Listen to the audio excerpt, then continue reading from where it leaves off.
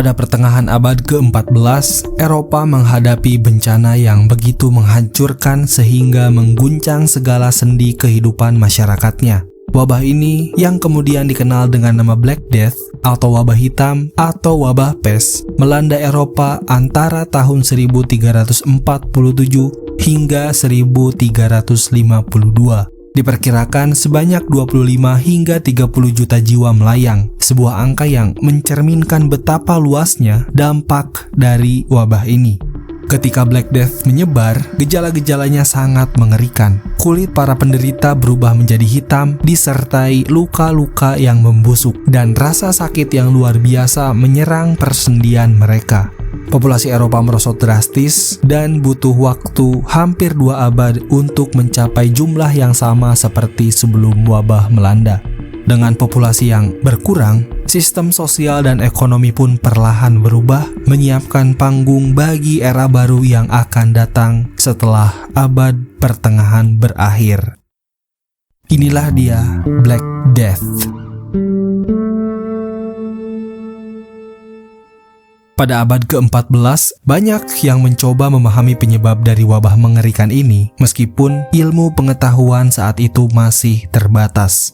Misalnya, sebuah laporan dari Fakultas Kedokteran University of Paris menyatakan bahwa penyebab wabah adalah peristiwa kosmik, yaitu pergerakan planet-planet yang menyebabkan ketidakseimbangan elemen di udara. Ketidakseimbangan ini menghasilkan uap atau kabut beracun yang menyebar ke seluruh dunia. Konsep ini dikenal sebagai teori miasma, di mana wabah disebabkan oleh udara beracun yang tercemar. Sedangkan teori modern menjelaskan bahwa penyakit menular ini disebabkan oleh bakteri yang dibawa oleh kutu parasit pada tikus coklat. Namun, tidak hanya tikus yang menjadi perantara, parasit lain yang hidup di kulit manusia kemungkinan berperan dalam penyebaran penyakit mematikan ini.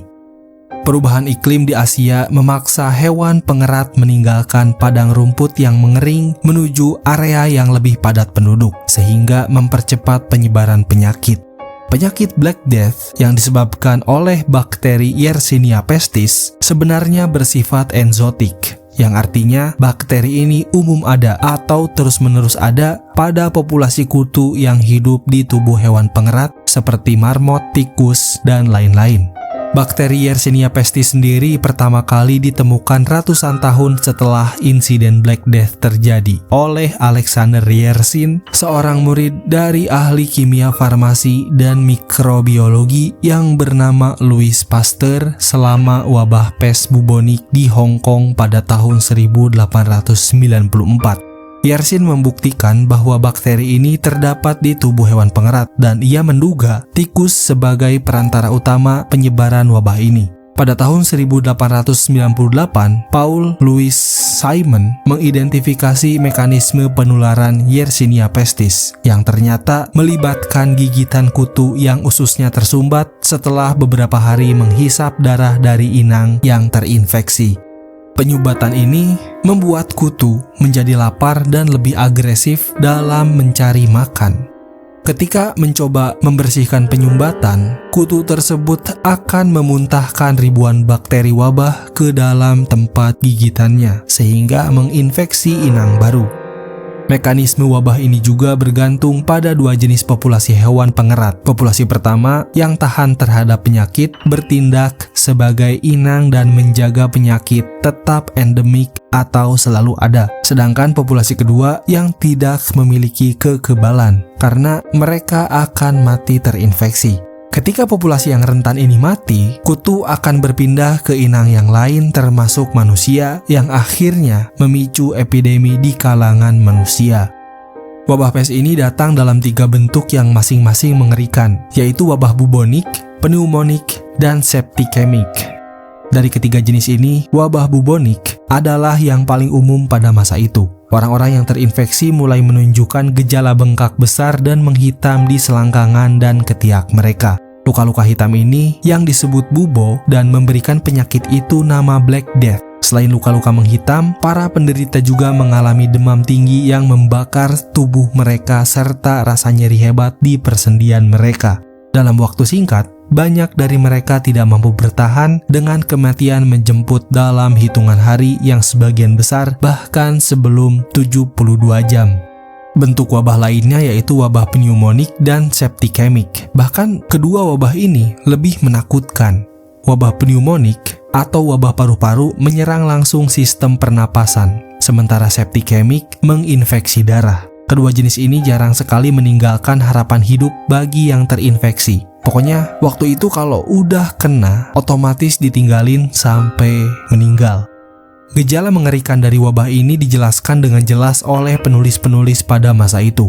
Salah satu yang terkenal adalah penulis Italia bernama Boccaccio dalam pengantar bukunya yang berjudul Decameron tahun 1358. Namun mungkin deskripsi yang paling mendalam datang dari penyair Welsh bernama Ian Gethin yang melihat sendiri luka-luka hitam yang disebabkan oleh wabah pada tahun 1349. Ia menggambarkan pemandangan mengerikan itu sebagai berikut. Kita melihat kematian datang di tengah-tengah kita seperti asap hitam. Penyakit yang memutus kehidupan kaum muda, sosok tanpa belas kasihan. Celakalah aku karena benjolan di ketiak. Bentuknya seperti apel sebesar kepala bawang. Bisul kecil yang tidak memilih korban. Perhatian utama dari peristiwa Black Death sering tertuju pada Eropa. Karena kawasan ini, kawasan dengan dampak terparah dan mencatatkan angka kematian yang paling tinggi. Black Death menyebar ke Eropa yang saat itu sudah penuh dengan kesulitan. Pada abad ke-14, benua itu tengah bergulat dengan berbagai krisis yang mempengaruhi kehidupan sehari-hari. Wabah sebelumnya telah menyerang hewan ternak yang dinamakan peristiwa The Great Bovine Pestilence, membuat masyarakat kekurangan daging dan bahan makanan. Panen sering gagal karena tanah yang sudah dieksploitasi habis-habisan menyebabkan kelaparan besar melanda seluruh Eropa pada tahun 1316 dan 1317. Di tengah kesulitan itu, peperangan juga tidak ada habisnya. Inggris dan Prancis terlibat dalam perang 100 tahun yang berkecamuk dari 1337 hingga 1453. Kejadian ini memperparah kekacauan dan penderitaan. Bahkan, alam seolah-olah tidak bersahabat. Cuaca hangat yang pernah menjadi bagian dari kehidupan sehari-hari mulai berubah. Periode zaman es kecil perlahan-lahan dimulai, membuat musim dingin semakin panjang dan dingin. Musim tanam semakin pendek, hasil panen semakin menurun, dan rakyat semakin kekurangan makanan. Di tengah badai kesulitan ini, datanglah Black Death, menambah lapisan ketakutan dan penderitaan bagi Eropa yang sudah porak-poranda. Wabah penyakit mengerikan yang menyerang manusia bukanlah hal baru di Eropa. Pada pertengahan abad ke-5, wabah besar pernah melanda wilayah Mediterania, terutama menghancurkan kota Konstantinopel. Namun, Black Death yang datang pada tahun 1347 jauh lebih mematikan dan membawa dampak yang lebih luas. Sebelum Eropa hancur oleh Black Death, 2 tahun sebelumnya pada tahun 1345, di kota Kaffa di pesisir Laut Hitam menjadi saksi pengepungan mengerikan oleh tentara Mongol dari Golden Horde yang dipimpin oleh Khan Janibeg. Di tengah pengepungan itu, wabah Black Death menyebar di antara tentara Mongol. Namun, daripada menghentikan serangan, mereka justru memanfaatkan situasi tersebut dengan cara yang kejam. Mereka melontarkan mayat-mayat prajurit yang terinfeksi ke dalam kota menggunakan ketapel, berharap wabah itu menyebar di antara penduduk Kaffa. Rencana itu berhasil. Dengan cepat, wabah menyebar di dalam kota, memaksa para pedagang Genoa yang tinggal di sana melarikan diri. Pada Oktober 1347, sejumlah kapal dagang Genoa berhasil mencapai pelabuhan Misena di Sisilia. Namun, harapan untuk hidup kembali pupus. Ketika kapal-kapal itu berlabuh, sebagian besar kru sudah terinfeksi atau meninggal. Tikus dan kutu pembawa penyakit pun tanpa sadar dibawa bersama mereka, memulai rantai penyebaran wabah yang tidak terkendali di Eropa. Dari Sisilia, penyakit ini menyebar seperti api yang tak terpadamkan. Kota-kota besar seperti Genoa dan Venesia ikut terjangkit, dan pada pergantian tahun 1347 hingga 1348, wabah ini mulai merambah Italia. Dalam hitungan bulan, bencana ini merambat ke barat laut Eropa, mencapai Prancis, Aragon, Castile, Portugal, dan Inggris. Kemudian, wabah bergerak ke timur melalui Jerman dan Skandinavia, menelusuri setiap jalur perdagangan dan kota-kota ramai hingga akhirnya mencapai Rusia Timur Laut pada tahun 1351. Namun, meski tampak tak terbendung, ada beberapa wilayah yang terhindar dari cengkeraman Black Death, termasuk Polandia, bagian-bagian terpencil di Belgia dan Belanda, serta Milan dan perbatasan antara Perancis dan Spanyol. Di kota Siena, seorang pria bernama Agnolo di Tura mencatat kesedihan dan keputusasaan yang menyelimuti kota. Dia menulis, "Mereka mati, ratusan orang, baik siang maupun malam. Semua dilemparkan ke dalam parit dan ditutupi dengan tanah. Begitu parit itu penuh, lebih banyak lagi yang digali. Aku, Agnolo di Tura, menguburkan 5 anakku dengan tanganku sendiri. Begitu banyak orang yang mati hingga semua percaya bahwa itu adalah akhir dunia."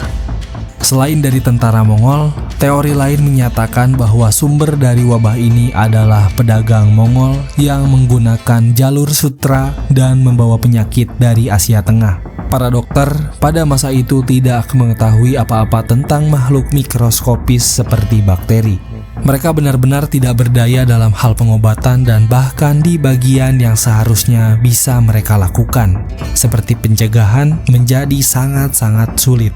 Karena terbatas oleh kondisi sanitasi yang sangat buruk dibandingkan standar modern, strategi lain yang mungkin bisa membantu adalah karantina. Tapi ketika orang melarikan diri dalam kepanikan setiap kali ada kasus wabah, tanpa sadar mereka justru membawa penyakit itu ke tempat-tempat baru dan menyebar semakin luas. Korban Black Death begitu banyak sehingga mayat menumpuk di mana-mana dan otoritas setempat bingung bagaimana cara menangani semua tubuh yang bergelimpangan. Seperti wabah lainnya dalam sejarah, wabah ini cenderung lebih banyak mempengaruhi kelompok miskin dan mereka yang telah dalam kondisi fisik yang lebih buruk dibandingkan dengan warga yang lebih kaya. Kekurangan tenaga kerja akibat banyaknya kematian menyebabkan upah dan harga kebutuhan melambung tinggi. Sektor pertanian yang vital untuk menyediakan pangan menghadapi krisis besar. Di sisi lain, permintaan barang manufaktur anjlok karena jumlah penduduk yang jauh berkurang. Kemudian para pemilik tanah terpaksa beralih dari pembayaran sewa dalam bentuk kerja paksa menjadi sewa uang untuk mempertahankan penyewa mereka.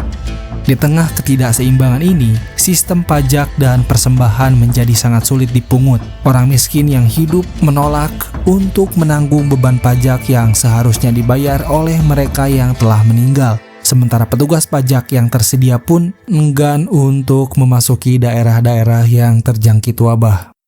Ketika kalangan aristokrasi mencoba mempertahankan sistem lama, protes besar-besaran bahkan pemberontakan meletus. Kerusuhan penting terjadi di Paris tahun 1358, kemudian di Florence tahun 1378 dan di London tahun 1381. Meskipun para petani tidak sepenuhnya berhasil mewujudkan tuntutan mereka seperti penghapusan pajak, era feodalisme lama perlahan berakhir.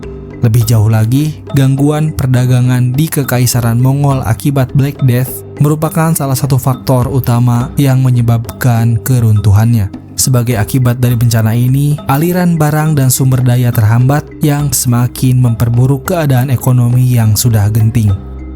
Wabah ini juga memperburuk ketegangan sosial yang ada, memunculkan prasangka, dan memperburuk persekusi terhadap kelompok-kelompok tertentu. Setelah Black Death melanda, semangat agama yang baru dan fanatisme mulai meresap ke dalam masyarakat Eropa.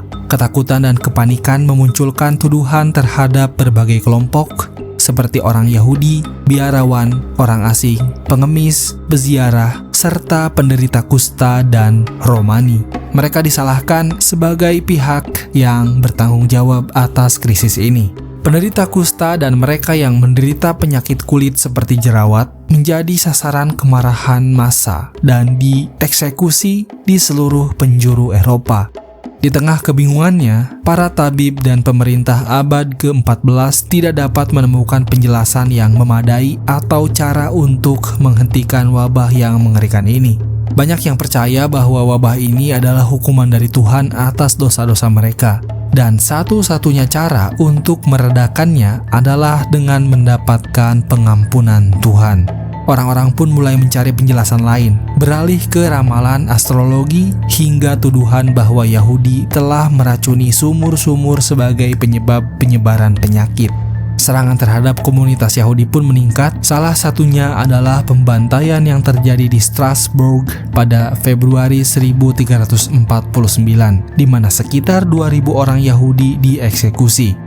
Pada bulan Agustus 1349, komunitas Yahudi di Mainz dan Köln juga dihancurkan. Hingga tahun 1351, lebih dari 60 komunitas Yahudi besar dan 150 komunitas kecil telah lenyap.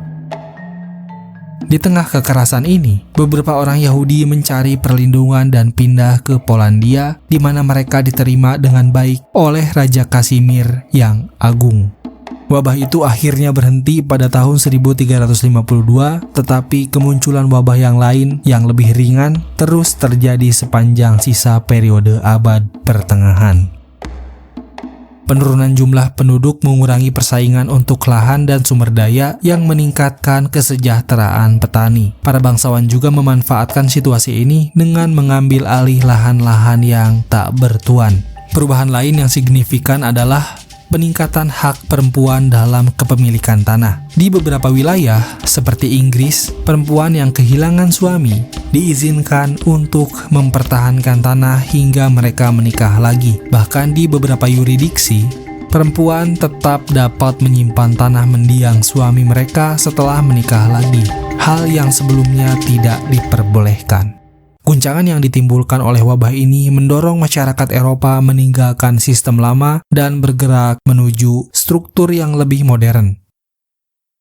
Sebuah studi yang diterbitkan pada tahun 2022 menggunakan sampel serbuk sari dari seluruh Eropa antara tahun 1250 hingga 1450 untuk memperkirakan perubahan hasil pertanian sebelum dan setelah Black Death melanda.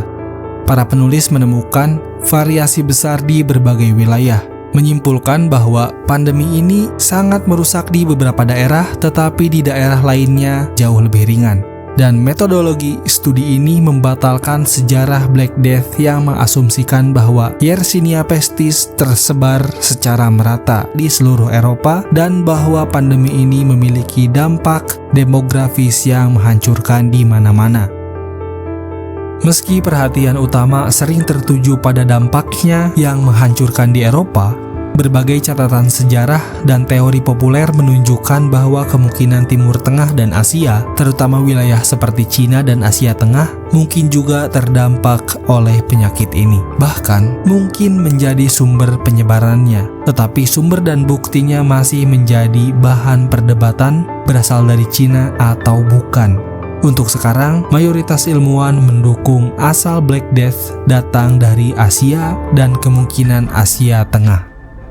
Dari catatan sejarah Cina kuno, terdapat 3 gelombang epidemi terjadi pada tahun-tahun terakhir dinasti Yuan yang berdekatan dengan peristiwa Black Death di Eropa, yaitu pada 1331 sampai 1334. Wabah menyebar dari Hebei ke Hunan yang merupakan gelombang epidemi pertama yang disebut-sebut sebagai wabah besar yang melanda kawasan tengah Cina, khususnya di sepanjang Sungai Kuning.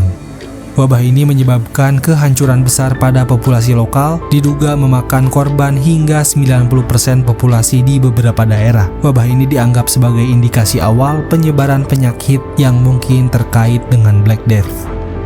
Angka seperti 90% seringkali dianggap dilebih-lebihkan dalam catatan sejarah kuno. Selain itu, tidak ada deskripsi medis yang rinci dari periode tersebut, sehingga sulit untuk memastikan jenis penyakit yang melanda. Sejarawan modern sering memperingatkan agar berhati-hati dalam menerima angka kematian dari sumber kuno tanpa bukti tambahan. Kemudian pada 1344 sampai 1346, ada wabah yang menyebar di pesisir Fujian dan Shandong. Dan pada tahun 1350-an, wabah ini menyebar ke seluruh Cina Utara dan Tengah. Diperparah juga karena bertepatan dengan pemberontakan besar, termasuk pemberontakan Sorban Merah atau disebut Red Turban Rebellion yang menjadi titik awal runtuhnya dinasti Yuan. Catatan dari Cina tentang gelombang penyakit ini mencatat penyebarannya ke 8 wilayah yang berbeda, yaitu Hubei, Jiangxi, Shaanxi, Hunan, Guangdong, Guangxi, Henan, dan Suyuan.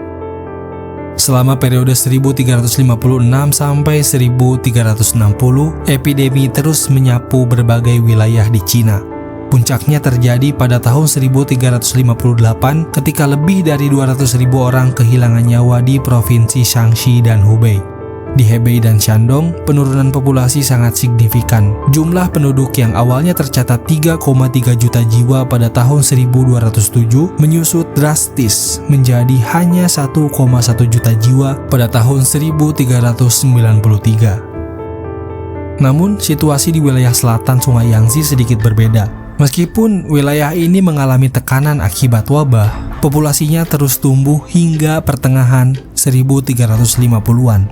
Wilayah tersebut hanya mencatat penurunan kurang dari 10% pada tahun 1381.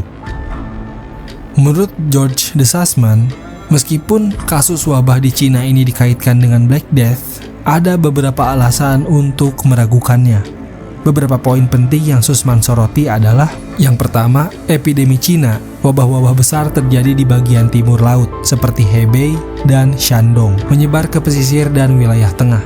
Meskipun tercatat ada wabah besar ini, sedikit informasi yang tersedia tentang peristiwa tersebut. Yang kedua, Sussman mengindikasikan bahwa jika penyakit yang melanda Cina pada abad ke-14 adalah Black Death, maka kemungkinan besar penyakit ini masuk melalui stepa Mongolia di utara Hebei dan bukan dari daerah Yunan yang lebih jauh di barat daya. Sussman lebih condong pada teori bahwa Black Death berasal dari Asia Tengah dan menyebar melalui jalur perdagangan yang melintasi Mongolia, yang akhirnya membawa wabah tersebut ke wilayah Eropa. Sussman menyoroti juga bahwa beberapa sejarawan telah salah menafsirkan sumber Cina kuno seperti laporan tentang kematian massal di Hebei pada abad ke-14. Ia menyatakan bahwa catatan ini lebih mungkin menggambarkan penyakit lain seperti tipes yang juga umum pada masa itu. Penelitian lain menunjukkan bahwa wabah ini mungkin telah ada jauh lebih lama dari yang diperkirakan sebelumnya. Bukti DNA mengungkapkan bahwa bakteri penyebab wabah pes telah ada di Eropa sekitar 5.000 tahun yang lalu. Gagasan bahwa pandemi kedua Black Death berasal dari Cina sekarang dianggap tidak mungkin oleh banyak ilmuwan. Dalam studi terbaru tahun 2022 meyakini bahwa wilayah di sekitar 2 pemakaman besar dekat Danau Ishikul di daerah Kirgistan kemungkinan adalah asal-usul wabah yang menyebabkan Black Death. Analisis genom wabah kuno yang diambil dari gigi jenazah di situs tersebut mengungkapkan adanya satu strain wabah yang merupakan nenek moyang langsung dari evolusi wabah pes. Strain ini berada tepat di awal merebaknya Black Death sebelum wabah tersebut mencapai Eropa. Penemuan ini memberikan bukti kuat bahwa kawasan Asia Tengah, khususnya sekitar Danau Ishikul, mungkin merupakan pusat awal penyebaran pandemi yang menghancurkan di abad pertengahan. Jadi gimana guys pendapat kalian? Mungkin ada yang punya referensi lain? Silahkan di komen aja. Setelah pembahasan Cina yang dicurigai sebagai asal-muasal dari wabah ini, penting juga untuk melihat bagaimana wabah tersebut mempengaruhi kawasan Timur Tengah, yang juga menjadi salah satu wilayah terdampak parah selama pandemi ini. Sebagai jalur penting dalam perdagangan antara Asia, Eropa, dan Afrika, Timur Tengah berperan sebagai titik pertemuan berbagai jalur perdagangan yang memungkinkan wabah ini menyebar dengan cepat ke berbagai wilayah. Di Mesir, Alexandria menjadi salah satu kota pertama yang terjangkit pada musim gugur 1347. kemungkinan besar melalui perdagangan pelabuhan dengan Konstantinopel dan pelabuhan-pelabuhan di Laut Hitam. Dari sana, pada tahun 1348, wabah terus menyebar ke Gaza dan naik ke sepanjang pesisir timur ke kota-kota seperti Ashkelon, Acre, Yerusalem, Sidon, Damaskus, Homs, dan Aleppo. Di Mekah, wabah tercatat mulai menyerang pada 1349 dan pada tahun yang sama, kota Mausil atau Mosul mengalami epidemi besar, sementara Baghdad mengalami gelombang kedua dari penyakit ini. Lanjut lagi pada 1351, Yaman juga dilanda wabah yang mungkin dibawa oleh rombongan Raja Mujahid yang baru kembali dari penahanan di Kairo, Mesir. Wabah Black Death adalah salah satu peristiwa paling tragis dalam sejarah manusia, meninggalkan dampak yang sangat luas pada masyarakat global di abad ke-14. Tidak hanya sekedar tragedi kemanusiaan, Black Death juga memicu perubahan sosial, ekonomi, dan lingkungan yang signifikan. Meski banyak misteri tentang wabah ini telah terungkap melalui analisis DNA dan catatan sejarah, Black Death tetap menjadi pengingat akan kekuatan penyakit dalam membentuk sejarah manusia. Kalau lu ada referensi yang berbeda, mau ngoreksi atau mau nambahin, bisa langsung di komen aja, biar kita diskusi bareng-bareng. Sekalian juga komen kalau ada saran tentang materi yang ingin dibahas selanjutnya. Terima kasih, semoga bermanfaat. Sampai jumpa di video selanjutnya.